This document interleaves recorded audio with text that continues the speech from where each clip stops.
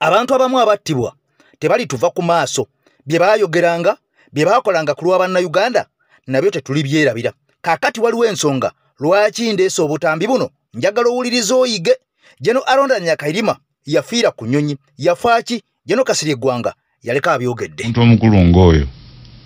obeera ne itinerary. You know the itinerary?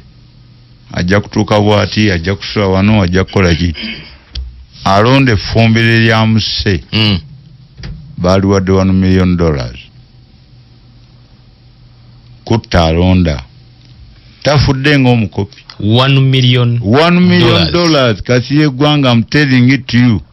Jangu nkayanye amawulire wagajjewa ate nte Kasirye Gwanga afande abali Dubai okunoonyereza kiki baliko Dubai abagenzo okebera okay banoonyereze naye emmere yavuddewa banoonyereza Dubai yabagambye nti olubuto lunnuma si kyekyo esebo ne bamuwa painkillers bwe bazzeeyo mulaba yabadde mulamu baamusse kuva wano. Immigration kati kamba gambe nze lunasemba okwogera naye. We had a very good laugh. Nangamba nti olaba ebikomera ebyo amayumba ago ebikomera bikomera kyafande bino bazimbako ebikomera kati nze njagala bagamba mwe abayindi abachina abasudani abali mu bikomera operation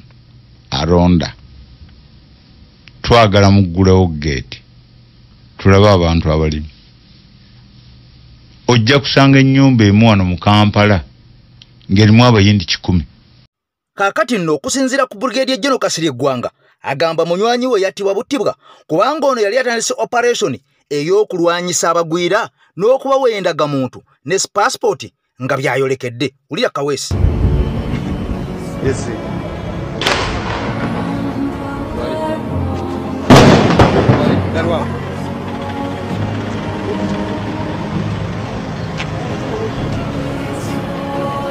Commander, why are you here? I'm blaming him. Why are you left here? I blamed him. Why have you used gas? Why have you used gas? Stupid. Move. Go. Why have you used gas? Let's go. Why have you have shields? Instead of advancing to those people and chase them out with your shield, you are just looking on. Why have you used gas? You are the commander. How does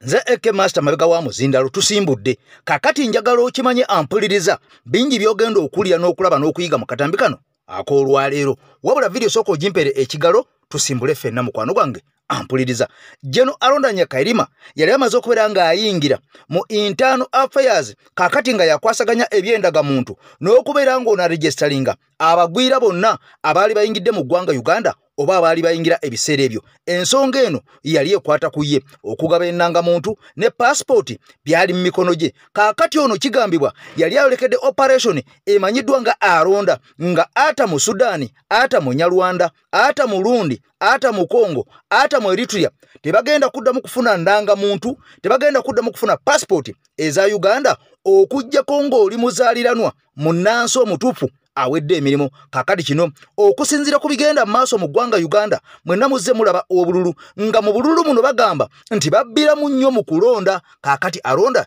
yali asaze okubeera nga alwanyisa. Kati mu mbeera eno Brigadier General Kasirye Gwanga agamba munne teyali mulwadde wabula yattibwa buttibwa nga naye yamutta yaweeba kakadde kalamba $1 million. Kati ng'ebyo bimaze okubeera nga obitegeera ne Kaweesi yattibwa wabula ng'ono yalwanyisanga nnyo abapoliisi ab'ekiboggwe. Mwenna mujjukira President Kyagulanyi Ssentamu Tembo yakubiddwa tear gas canister katone emukutuleko okugulu. Kaakati ono yayomba nga n'abapoliisi abaakubanga tear gas mbatu nga tebakufunye lukusa. Kati njagala ojjukire Jenamini Dada abantu bangi bamuyisangamu amaaso ne bamuvuma naye omusajja agambye yali okwamini Dada. Bino bye bimu ku byakolebwa Jenamini Dada era tetuli byerabira. Era ono yasingira ddala General Museveni nga bwe nkugambye.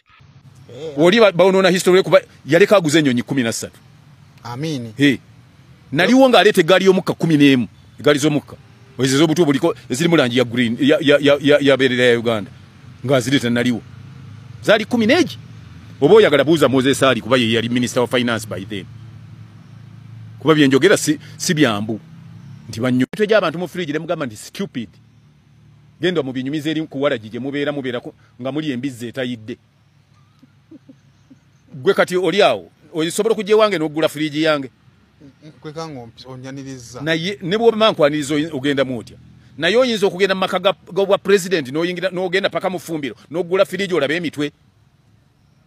ye gwe bw'oba ogamba nti wagirabanga nga be balya nga gye wali okola gwe nga tebaakulya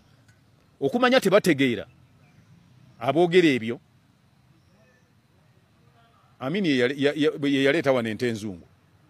zino zihaifa ezo ziborana nizi Frisian yaleeta ente emitwalo 3 era emiteezo okuzireeta kyekyatandisa kampuni ya Uganda Airlines bwe batwali tuzireeta nga tetulina transport ne bamuseera mu kuzitika mu nnyonyi n'ababuuza ye ennyonyi egula mmeka n'akubira Moses Ali nti twagala gula nnyonyi weereza ssente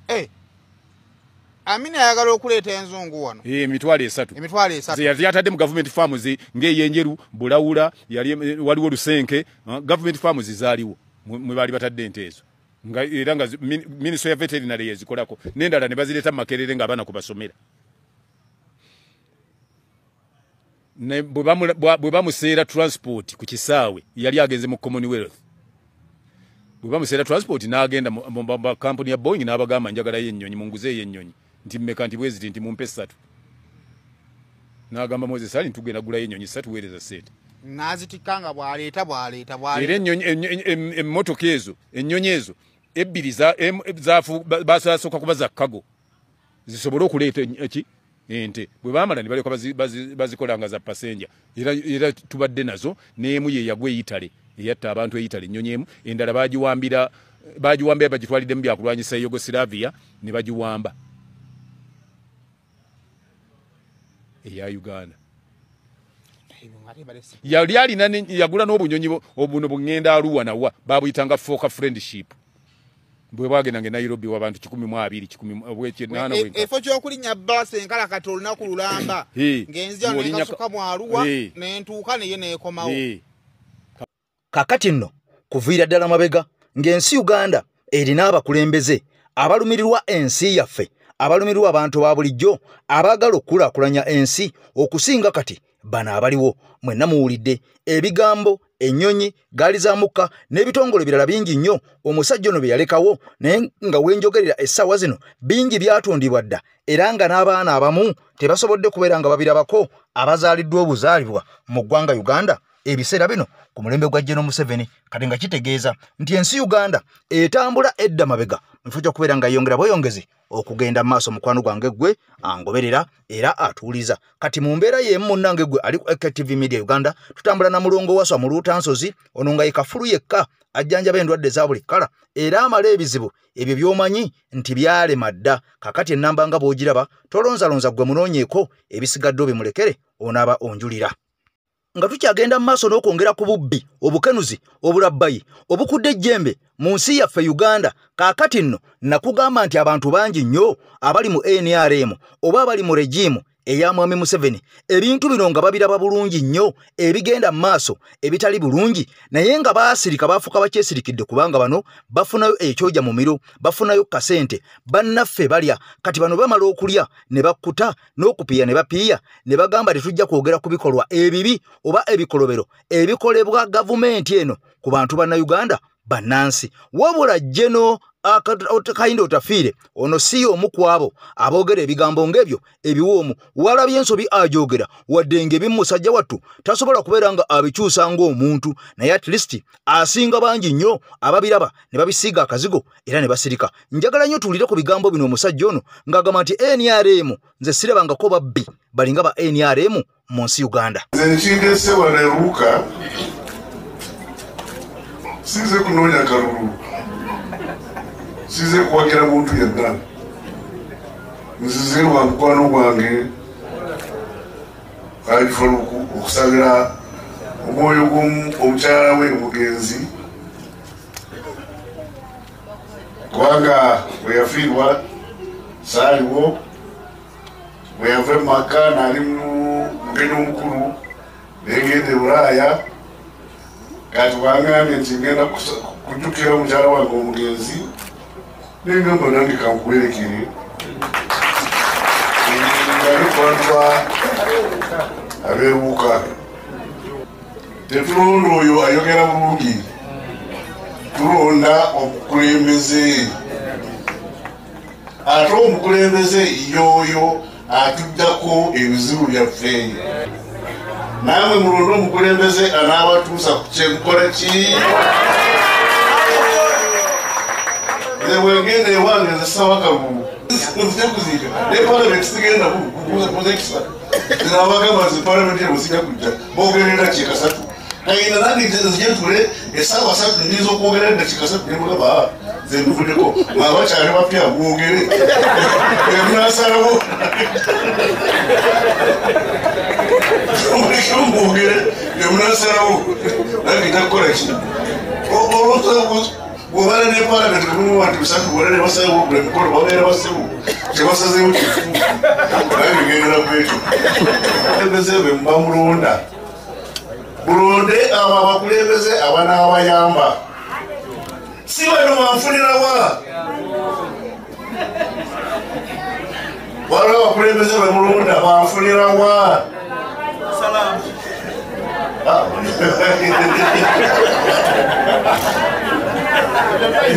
abakulembeze ab'enjawulo abagenda mu palamenti okunoonya enjawulo abagenda mu district council okunoonya enjawulo nfunirawa bannange enguzi ng'erese omutawaana obulyake enguzi corruption bw'oba ng'oyagala kufuna nange byenfuna ng'ofuna amagoba genda musuubuzi nange nsuubula abasuubuzi bannange bakwata obujega anziba nange bemufuna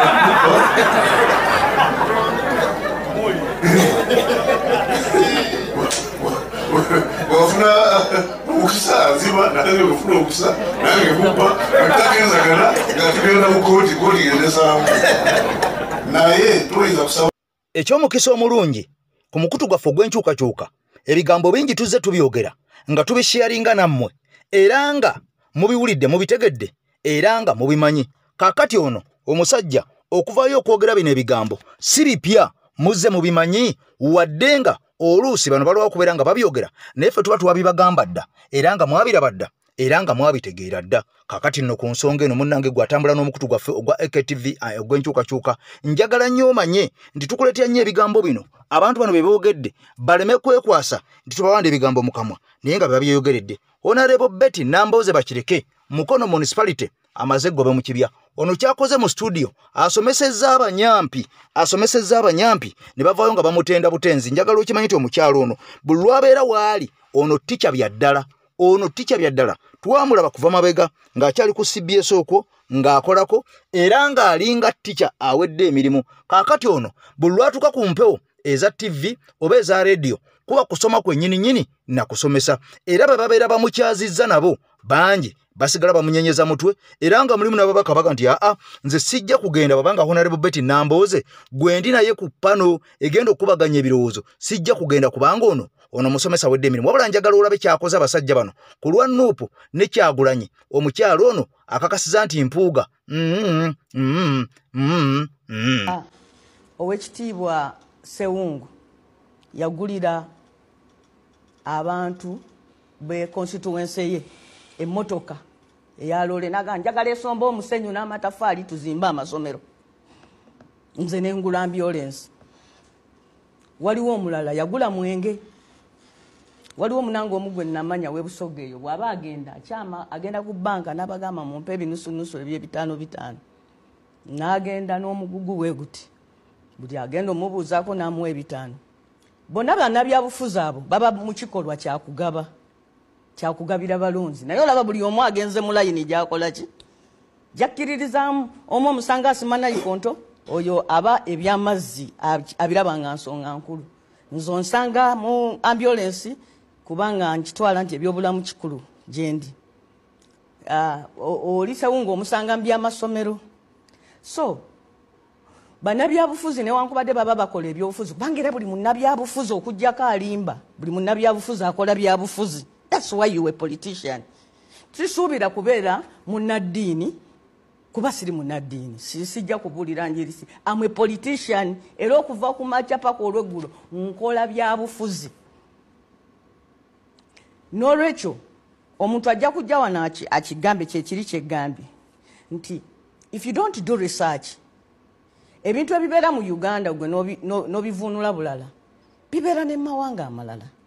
Nagamba ow'ekitiibwa Ssemwogerere lumu yatusange mukono eyo nga tulina district delegates conference ng'etabanguse nga waliwo ebweru wali abanvuma waliwo n'abali eno munda. Bwe nali mugamba nga mpulira nze ensonyi gyali nagamba mwana wange bw'ona ogenda obeera mu politics these things bannabyabufuzi bwe bakuŋŋaanira ebintu ng'ebyo bibaawo kubanga lwaki bannabyabufuzi naturally buli omu alina endowooza ng'agikiririzaamu nnyo. Okujja tubeere wamu okukola a political party kwe kwefiisa n'ogamba nti nja kufaako ekitundu for the sake of being ne bannange tutambulize wamu ebyaki ebyobufuzi. Kyenjagala okugamba kiri kimu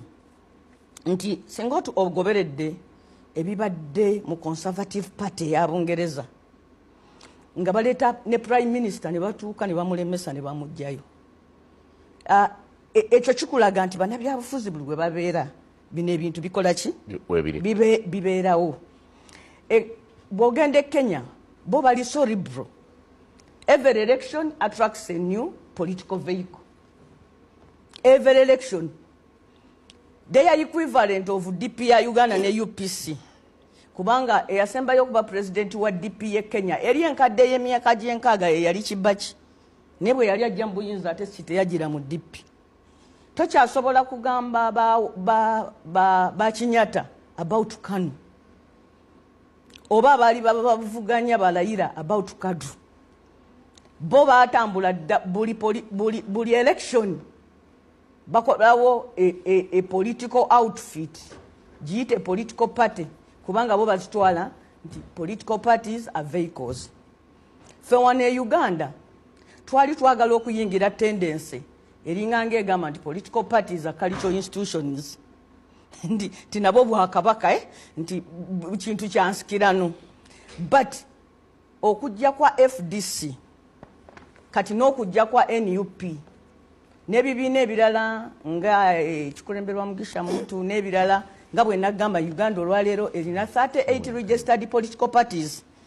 Kyekyajjawo ekyo abantu kye baali baagala oteekawo azifu nti n'ebibiina by'obufuzi wano mu Uganda ng'abantu bayagala kubirabiramu engero omuntu alinga agamba taata wange bw'aba yali wa DP nange nja kuba wa DP nange paka eyo embeera abantu bwe yabayuwa abantu batandika okugamba yes we can come up with no political parties okwansalinga ebizibu by'ekiseera kino. Embeera mwe tukolera mu Uganda eri very difficult nti nalabye President Museveni ng'ayogera Kenya n'agamba bw'ati nti nzize wano okuwagira Raila ono naye Raila alina abantu ababi nga Honorable yamwogedde omulenzi omutoyo Owino. Waliwo abantu bangi abegezaako okubeera nga balwana okufuna kaadi eza National Unity Platform omwaka 2026 wabula nga abantu bano bangi bazze naye nga tubalaba nsolima bangi bazze naye nga bamu baava mu NRM kakati nga bwe gwali 2021 waliwo ensolima nnyingi ezaasala eddiiro ne zijja ne zituyingiramu nga batuteze entege era ogenda okakkana nga zimaze okulya ebigambo byazo nga zifuddeyo mu ttukala zaazo nga tutegedde nti zino nsolima era nga teziweerezangako bannansi wabula zisaavinga regimu n'okukolera mwami Museveni n'abamulya mu ngalo. Kati mu mbeera y'emu ababaka waliwo omukyala ayagala okwesimba ekiboga omukyalo ono ampuliriza bulijjo tava ku nuupu yekwetulira ku pulezidenti buli fuutu soja secretary general ba MPs ab'enjawulo kati omukyalo ono njagala ojjukire nti yali wa NRM kyokka ng'omukyalo ono yeesimbawokko era n'agwa n'oggwa nga tali ku kaadi yaffe ya nuupu yajjanga independent era omukyalo ono yali awangalira Bulaaya eyo n'asalawo n'asala eddiiro n'akomawo e Uganda kakati ono yeekulubeesa nnyo ku National Unity Platform era ng'ayagala kwesimbawo nga Woman MP ow'ekiboga kyokka nga n'aliyo essaawa zino tumubuusabuusa omukyalo ono y'omu ku baavayo n'awa Alien Skin emmotoka eyasooka bwe yamala ng'alaba Alien Skin asaze eddiiro n'adda mu NRM emmotoka eno yagimuggyako bw'atyo n'agiwa omusajja omulala ono abisana ennyo ate n'Alien Skin kakati n'oyo naye yagimuggyako wabula ng'ono kigambibwa mbu azze akwatagana nnyo ne bafuutu soja n'abantu ab'enjawulo abali ku National Unity Platform naye ng'ekigendererwa kye kyakufuna kaadi 226 wabula kya nnaku nnyo nti omukyalo ono pulezidenti bwe yafunye obuzibu wali eri ne bamubakati ya gas canister kumbi kumukutulako kugulu y'omu ku baajaganyizza ne basagambiza ng'abakimezeza okwenjala n'ateekayo n'obutambi bwa pulezidenti ku mukutu gwe ng'alaga nti kigozi essaawa yonna omusajja afa Ssaalongo bakube ng'ataddemu saawundi eryeseka ennyo kyokka nga yadde alaga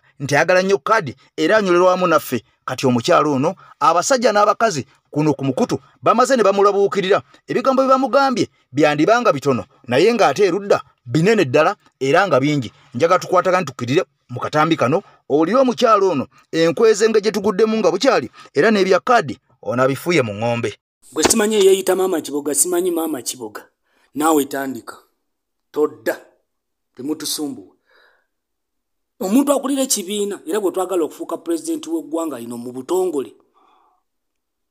bali eri bamukubye kanisita okugulu kuleenya gw'okutte vidiyo erimu okutulugunyizibwa kwe n'okubwakwe bikanisita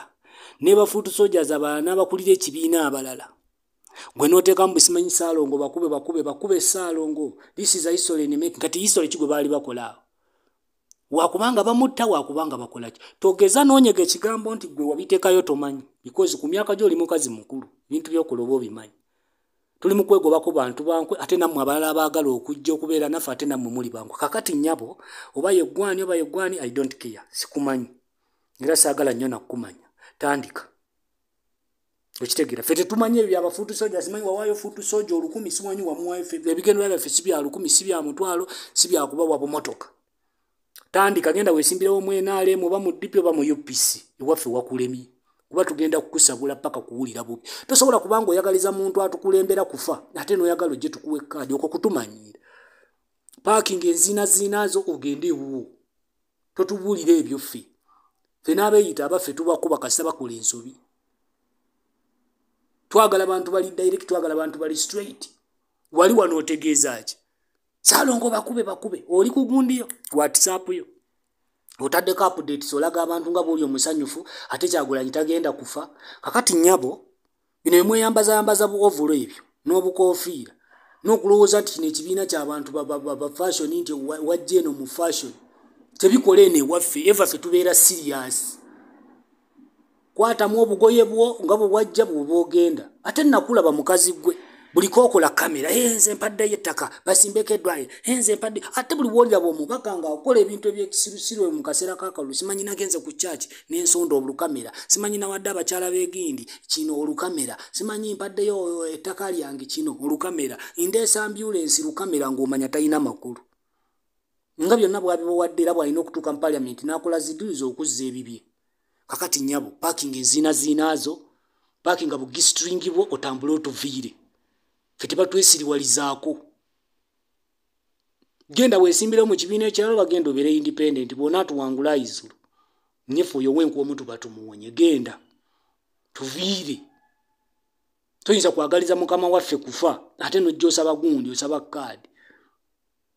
kakati nga bwe nkunyonyodde nti enkwezenge amalindizi mangi nnyo oba oliawo ate ku luno ageesomye okubeera nga nago gatwegattamu wadde nga tetwandikyagadde naye nga mukwano gwange mpuliriza oluusi kiba tekyewalika kaakati Katonda nga bw'atalya paani talya mandazi talya nguzi emirundi egisinga abantu nga bano beekweka nnyo emisana ne beekweka ekiro naye kyaddaaki Mukama Katonda amala n'ababikkula ennyumba ne tulaba obuziina bwabwe obw'omunda kakati oyo naye ayeeyita Maama Kibuga amaze okubeera nga kakuŋŋunta kamuwandudde kubanga ye kennyini ye yakyekoledde toyinza kuddira mukulembeze wa kibiina kyaffe oli awo ali maziga akaaba gwe n'oteekayo ng'oseka busesi n'oteekayo vidiyo yennyini gye bamukubiddemu n'obeera nga ate oteekamu sawundi enyooma ejerega n'okubeera nga omuvoola kakati no mu ngeri y'emu abantu b'embalala bawooningiddwa ne baweebwa amagezi okusinziira ku byaliwo mu myaka gy'ekinaana njagala ojjukire nti Mwami Museveni ono yali akyali muvubuka muto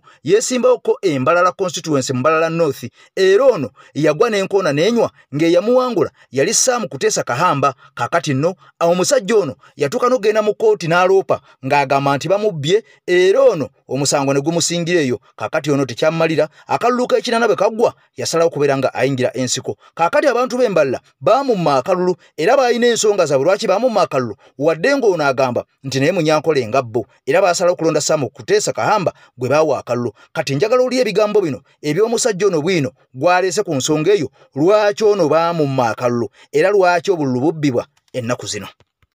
Omusajja n'akubisa ebipande bye mu gy'ekinaana nga kuliko n'akagambo Mbalala litwenda Museveni ne mutamuwa akalulu ne mulowooza nti abaagala nnyo mu kutandika olutalo lw'ekiyeekera olw'omu gy'ekinaana omusajja ayagala ku stage nga Mbalala nga gyayagala okusimbula gye ng'atugumbula abantu b'Embalala ne bagamba ffe tetwagala ne mutakomaawo ne muwandiikira Obwakabaka bwa Buganda however much tebwaliwo ebiseera ebyo ne mwafubako kye mwafubako ne mumagamba nti omusajja si Munyankole Munyarwanda ffeeni waffe tetumumanyi mu 1979 bwe baali bajja Amini mu buyinza ku bantu be yatugumbula n'abasuula nga mugga Lwizi nga abatunze n'ebiti bonna tebaali Baganda era mwalimu n'abammwe ku ttaka eringi lye balina mu Mbalala omwo mwonna mu Western Uganda lingi libbe bubbe mwe mulowooza nti abaagala nnyo temukenako ku makya ne mukyebuuza lwaki afulontinga nnyo abaana bammwe ku bikolobero bakole ebikolobero mmwe mukyayibwe wabanga asobola okututugumbula ffeena abali mu Buganda n'atutta n'atwala ettaka lyaffe n'akola kimu nga ffe twasobola n'okumwaniza because naffe bo tetwali twamukoowa olw'ebikolobero bye yali yatukola kati olumwe abaamugoba obadde okimanyi nti UPC ng'oggyeko mu Northern Uganda awantu gye yali esinga okubeera n'obuwagizi obungi bwali mu Western Uganda ng'era n'obbo temukudda mu Uganda gye yayitira namulowooza nti abaagala nnyo manyi mwayiga ne tulya mu kintu gyebyo bye mbagamba mubiwulira oba muli mutwatemba za global za Swift za digital bye mulimu bye mbagamba mubiteeke mu bwongo tayina Museveni kitundu kya Uganda kyayagala Uganda yonna Museveni ffenna tatwagala asobola okubateekawo n'abafronti nga mukola abantu ebibi bo basigaze erinnya eddungi nti sibe babikoze nti mmwe mubikoze ebyo nabyo byetaagamu ssebo calculation n'otegeera mwate abawalana nnyo n'okusinga ffe kuba mmwe mu mbeera yonna nti mwatuuka n'akaseera ng'abantu abava ewaabwe e Rwanda mmwe ewammwe Embalala oba mu Western Uganda nyongera bategeeza nti ekinene nnyo kye mwabawa babakolerayo gundi refugee camp fono mu Buganda tebagirina bajjanga ne tubasenza naye batusso tumalawo batubbyeko ettako tumalawo mulowooza nti tabijjukiro batabimanyi mwe babawo okubeera ba DPC ba LPC abaduumizi b'amagye n'abasembeza nnyo ne mulowooza nti abaagala nnyo naye abo abafrontinga kukola bikyamu abantu babakyawe ngera kye musinza okugobolola buli muntu ava Embalala balowooza nti ali bulungi muntu ava mu Western Uganda yishingira oba balowooza ali bulungi abava eKabala Bakiga balowooza abantu muli bulungi naye muli bubi okitegeera ekintu ekyo so mubeere abantu abaggufu mu bwongo mugaane kukola bintu ebikyamu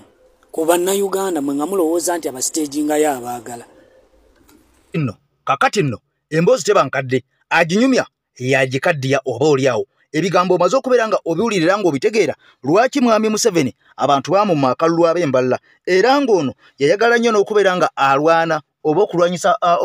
pulezidenti yaliko ebiseera ebyo okulwanyisa Amini n'okulwanyisa Obote okubeera nga abajja mu ntebe ne Lutwa kakati ono yayagala atandikire Embalala naye yagenda okubala abalamu nga tekijja kusoboka era ono yagezaako okulwana yali Jenamin Dada eyamukuba n'abantu byalatandise bonna n'abasaanyaawo onnaddukira e Tanzania eyo gye yasinziira nga ayambibwako Abatanzania abantu b'omu Malawi Bamali n'amawanga amalala okubeera nga bajjako Jeno Idi Amin Dada kakati nno mukwano gwange mpuliriza mbadde AK Master ku AK TV Media Uganda sooka uli obaka buno ate tukomewo. Ebigambo bino bituuka eri omuntu yenna ng'ebizibu byakukwatira mu manvu ng'ogezezzaako buli wamu okubyetakkuluzaako wabula n'okootakoota mu Gabwanda. Omulongo wa Swanga mu Luutansozi akusabye okkalire kubanga Zebulembe okukunaazaako amaziga ng'oyota ku byoto bye kafuumuula bibamba. Gwe wenna ng'ogobye ku mpapula ezifuluma eggwanga nga byagaana. Koba ebweru wa Uganda ng'obutuuze bugaanye. Amaka gakulemye emirimu gitabuse bizinensi ekunyiye. Omulongo wa Swai mutuufu okukuwonya embeera ya mbulabutuulo ng'agenda kukumira ku byoto. Kuba ku ssimu nooti 7552 28 nooti 910 awo mube butoola n'omu Luutansozi olwo yalambulula ebikutte entimba n'emigadde wanaakuwunzikira nga weeyagala ng'ebiiri gye ebitannaba kugwa Kyankooto.